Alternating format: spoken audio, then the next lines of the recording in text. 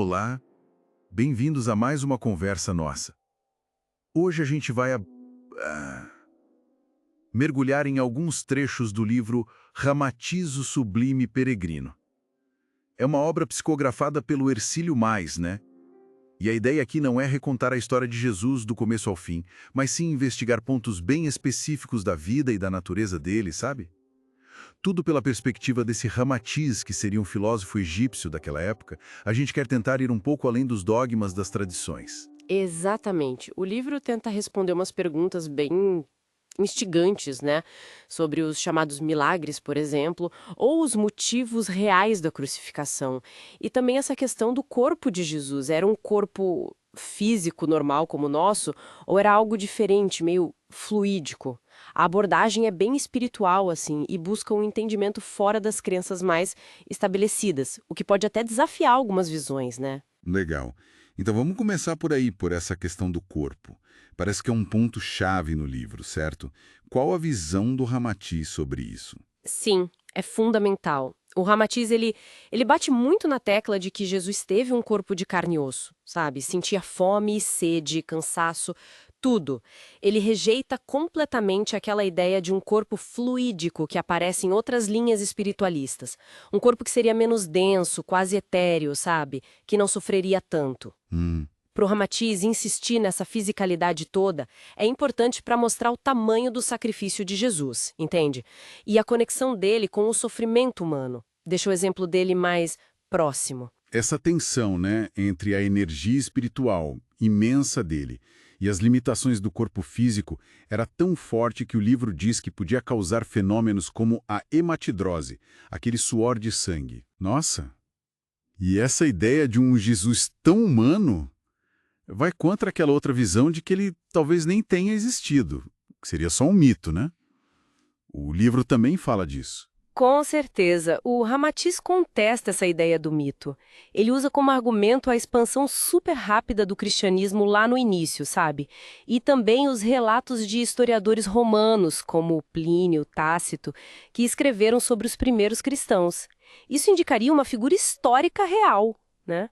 Faz sentido. É citada também aquela carta do Públio Lentulus descrevendo a aparência de Jesus, alta, cabelos cor de avelã, enfim.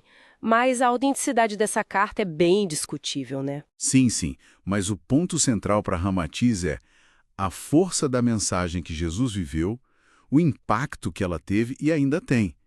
Isso tudo sugere uma pessoa real, alguém focado no reino de Deus, não em poder aqui na Terra. Ok, mas se ele tinha um corpo físico com limitações de tudo, como explicar a origem dele, a missão? Aí entra aquele conceito mais cósmico, né? A tal da descida angélica.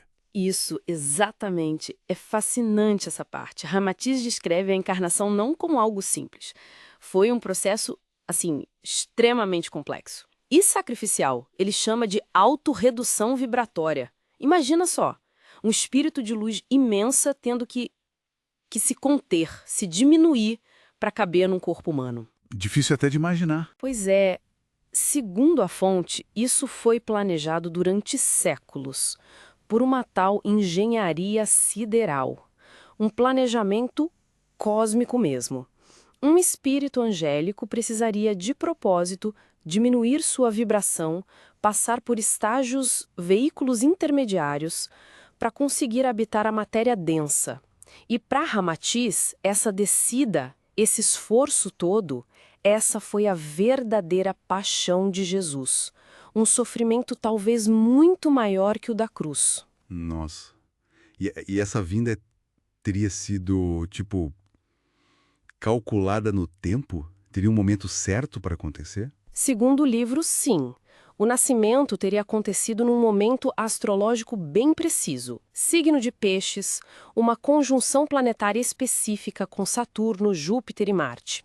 Esse momento seria ideal para iniciar a era cristã, para semear o evangelho, sabe? Teria criado uma atmosfera psíquica favorável ali na Galileia. Interessante. E o livro também faz uma distinção importante entre Jesus, que seria o mensageiro angélico perfeito, e o Cristo planetário. Ah, como assim? O Cristo planetário seria uma entidade ainda maior, arcangélica, o logos espiritual do planeta Terra, entende? E Jesus teria vindo para manifestar a luz e a mensagem desse Cristo planetário de forma perfeita na matéria. Entendi. E essa visão toda, ela também reinterpreta os milagres, as curas, tira um pouco aquele caráter sobrenatural? Sim, a abordagem é bem desmistificadora nesse ponto. Os milagres não são vistos como uma quebra das leis da natureza, sabe? Mas sim como a aplicação de leis mais sutis, que a gente ainda não entende direito, envolvendo o magnetismo pessoal fortíssimo de Jesus e, um ponto-chave, a fé da própria pessoa que pedia ajuda. Ah, então a fé da pessoa era fundamental. Totalmente. Jesus, com esse magnetismo poderoso e o conhecimento dele, que Ramate sugere que ele aprimorou com os essênios, ele agia como um catalisador, ativava as energias de cura que já existiam na pessoa. Por isso a cura dependia da receptividade, do merecimento, como eles dizem, da abertura da pessoa para receber aquilo. Faz sentido, né? E há alguns relatos, tipo aquele dos porcos de Gerasa, de transferir espíritos para animais, Ramates considera isso um absurdo, incompatível com a natureza e a ética de Jesus. Entendi. E sobre um dos pilares da fé cristã mais tradicional, a ressurreição física e ascensão ao céu. Como o livro aborda isso? Olha, Ramates, na obra, rejeita as duas coisas: a ressurreição física e a ascensão física. Rejeita? E qual a explicação, então? A explicação que ele oferece é que os discípulos, por um profundo respeito e para evitar que o corpo fosse profanado, o que era algo gravíssimo na cultura judaica da época, eles teriam tirado o corpo de Jesus do túmulo secretamente, e isso também teria servido para manter a fé dos seguidores acesa no momento de desespero, né? Entendi. Então, a ressurreição que seria celebrada, na verdade, é espiritual, a prova da imortalidade da alma, da vitória do espírito sobre a matéria, não o retorno para o corpo físico. A autenticidade de relíquias ligadas a Jesus também é bastante questionada na obra. Certo. Então, diante de tudo isso, qual seria o legado principal? A mensagem central que Ramatiz destaca em Jesus. O foco é total no amor incondicional. Para Ramatiz, essa é a essência de Jesus e do Evangelho. Ponto final. Ele não só ensinou, ele viveu isso completamente.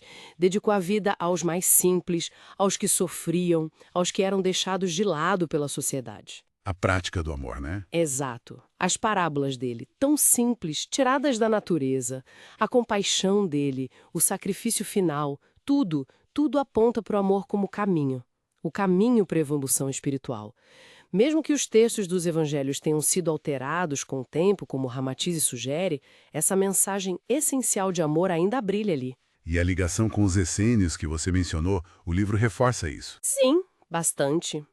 Ramatiz afirma que Jesus teve um contato importante com a comunidade essênia, aquele grupo judaico mais recluso, né?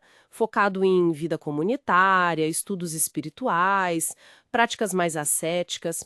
Jesus teria aprendido com eles e depois simplificado esses ensinamentos para poder levar para o povão, para o público geral. Ah, interessante. E muitos valores do cristianismo lá no comecinho, vida em comunidade, pacifismo, valorizar o trabalho manual, o desapego das coisas materiais, tudo isso teria raízes nos costumes essênios, segundo o livro. Os essênios teriam, de certa forma, preparado o terreno espiritual para a missão que Jesus veio cumprir. Realmente é uma visão que faz a gente pensar bastante, né? Ramatiz traz um Jesus que é, ao mesmo tempo, super-humano, nas suas lutas, nas suas limitações, mas também tem uma origem a um propósito cósmicos gigantescos. Desafia a gente a olhar além do que a gente sempre ouviu. Exato. E talvez a grande questão que fica para como lê ou ouve sobre essas fontes é, se a gente tenta tirar as camadas de dogma, de interpretação cultural que foram se acumulando por séculos, que Jesus é esse que aparece? E o que a mensagem radical dele de amor e compaixão, talvez sem alguns elementos que a gente sempre viu como sobrenaturais, o que essa mensagem tem a dizer pra gente hoje? Fica aí essa provocação final, né? Pra nossa reflexão, né? Depois dessa exploração toda.